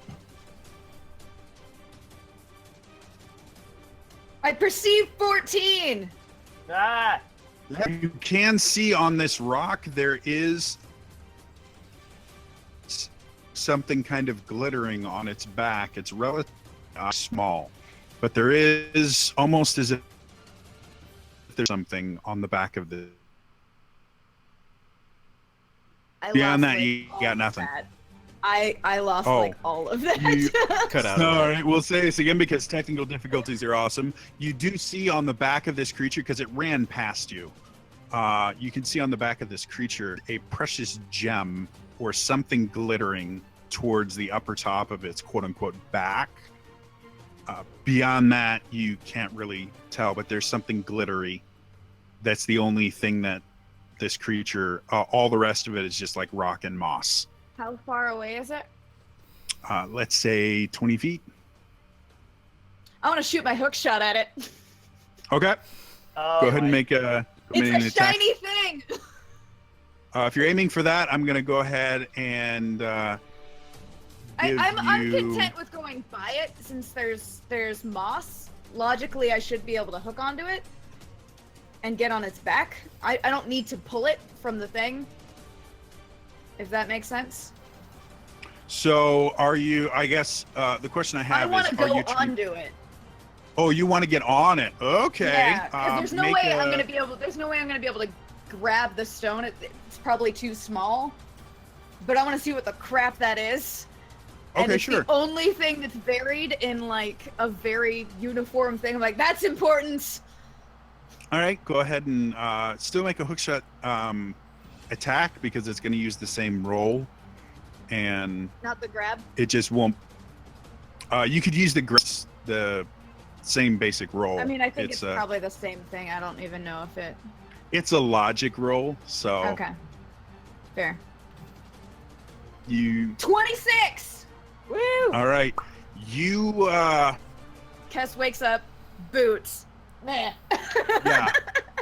You shoot it, you grab onto it. The hook shot has kind of attached you to it, and you can see this gem is embedded into the creature.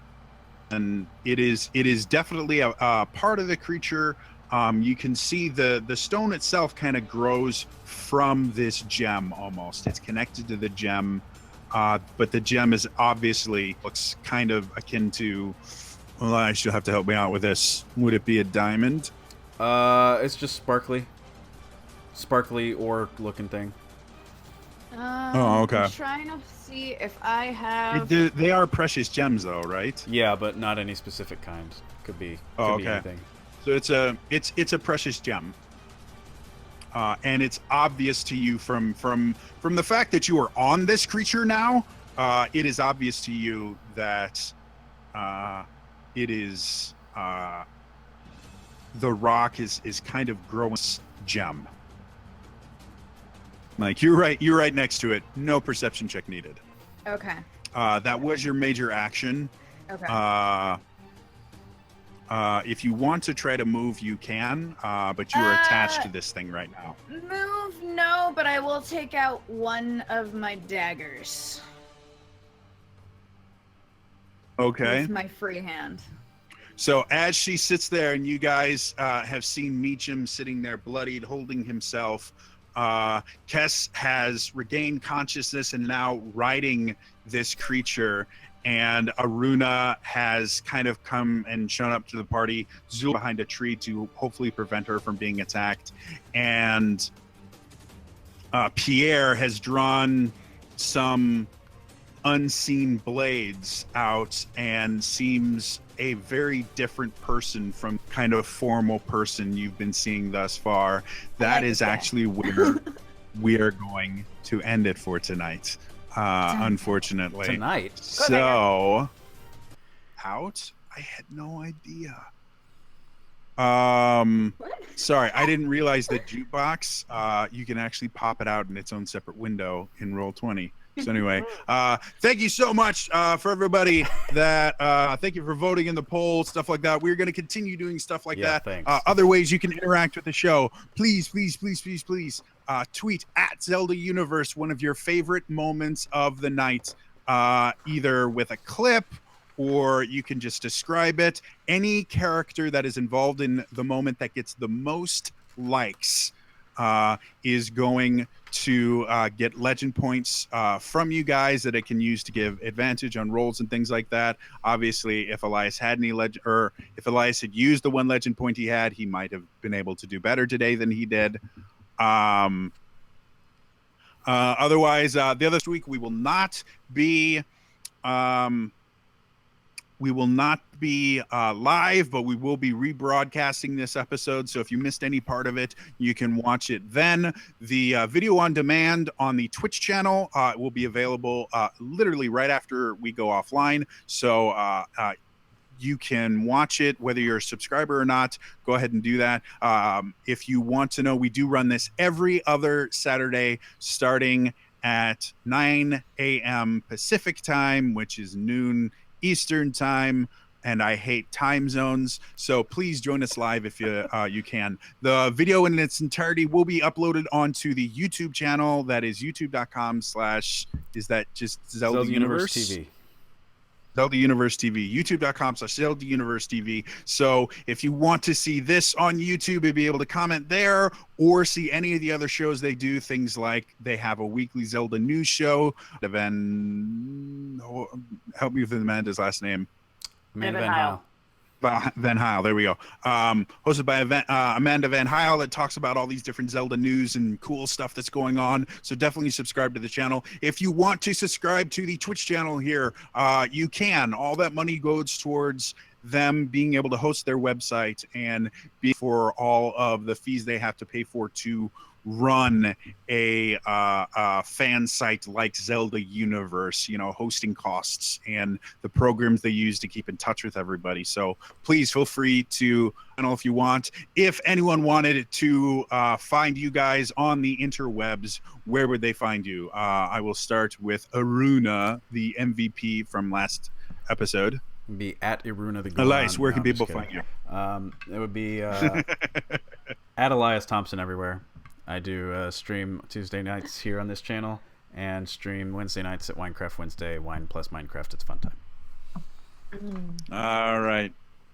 Next, Zulta. Ilea, where can people find you if they want to speak at you on the internets? Yes, on Twitter it's at Green Eye T-Bone. Everywhere else it's Green Eye Trombonist. And since we don't have something streaming tonight on this channel, I'm also in a D&D game tonight on twitch.tv/bonus action. That should start somewhere between 6 and 7 p.m. Pacific time. Cool. Pierre, Alex, where can people find you if they want to find you? Lots of places. I am youtube.com/LucaStarks, Luca_Starks on Twitter, Instagram, Snapchat, and Twitch. You can always find me here at Zelda Universe as well. I stream on Mondays in addition to this. I will also, on my own, some Mario Odyssey, since Cody is not here. So you can check out my stream if you want to as well. All right. And then the illustrious Cass Kiri Callaghan, where can people find you? You can find me anywhere on Twitter, Facebook, Instagram, Kiri Callaghan. I'm very well branded everywhere around. I also have a website where you can go check out my book, and we are going to start doing some nano stuff. And normally I'm doing lots of things you can look at, but right now I've just finished a book tour, and I've got a funeral to go to this weekend, so everything's been kind of thrown out the window, but stuff is great. Also, I have a Patreon if you like music and all that jazz. Yes. So check out her stuff. She is a very, very talented musician and vocalist specifically. So yeah, check out her YouTube and all those other again. And again, my name is TrainerJodie. I'm at TrainerJodie everywhere. I have a YouTube channel called youtube.com/TrainerJodie. I sing too. I'm not as cool as Kiri with all of her cool Yes, you latest are. stuff. But I do singing on there every so often. I do just random stuff. I have D&D games that I run normally on Tuesday nights due to the fact that it is the end of my term for college. Game on my Twitch channel this week. I am just focusing on completing this course so they don't kick me out of college with 4 courses left before I get my degree. So, but if you want to follow at TrainerJodie, I do every so often do what I call impromptu karaoke streams. It's something I use to deal with my depression. I just sing random songs and it's fun. I take requests. And it turns out poorly most of the time, but yeah, follow me. I'm twitch.tv/TrainerJodie. I'm TrainerJodie everywhere. I think I even have an Instagram account that I've never actually used. So if you want to follow me on Instagram, you'll see nothing. But I'm there and I'm TrainerJodie there too. So yes, beyond that, thank you so much. Normally I would tell you to tune in tonight for the Cody Zone at a very late time, but he's at PAX Australia. Because he's much cooler than I am. So please, Hyper RPG has been kind enough to host us. Go over to Hyperdrive. Hyperdrive is, I think, one of the most unique things I have seen on the internet. They do sketch comedy. They do gameplay stuff. They do it's just this really cool way that they support the channel so they can pay their hosts and so they can do all these other really, really amazing things. They're nice enough to host us when they can. So please head over to twitch.tv/hyperrpg and tell them you came from Zelda Universe. Donate some bits to them, watch all the crazy zany stuff they do. They have a new show that I'm addicted to on Tuesdays that it's a Power Rangers RPG that is licensed by Saban. Like they have actual Power Rangers on it. Like the Pink Time Force Ranger was on it and Bulk is on it. And they have the Blue Ninja Steel Ranger as one of the regular characters. And oh my God, I'm such a Power Rangers fanboy. So anyway, they're very nice people, and we try not to conflict with them as much as possible. Obviously, follow Zelda Universe. These guys come up with content 4 nights a week, and then this every other Saturday. We will not be here next Saturday, but we'll be here the week after. So again, thank you so much for tuning in, and I will see you guys next time. All right? Bye-bye. Bye.